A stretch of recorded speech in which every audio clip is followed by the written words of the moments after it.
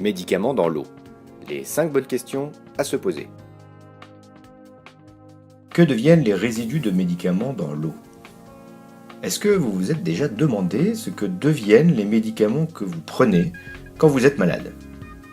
Ils sont absorbés par votre organisme et vont contribuer à vous guérir.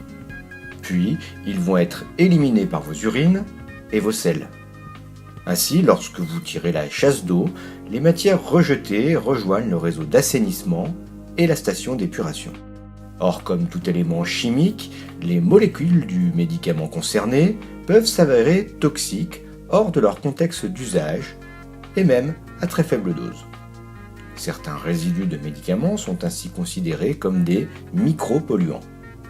Aujourd'hui, les procédés de traitement en station d'épuration qui sont mis en place savent éliminer beaucoup de ces micropolluants, mais pas tous.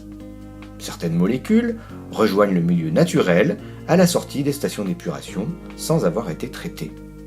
C'est le cas en particulier de certains pesticides, de métaux et d'un bon nombre de médicaments. On retrouve aujourd'hui ces micropolluants dans les rivières, dans les lacs et par infiltration dans les nappes souterraines qui sont nos principales ressources en eau potable. On sait qu'ils ont des effets sur différentes espèces aquatiques. Et des recherches sont en cours pour étudier les impacts sur l'environnement et sur l'homme.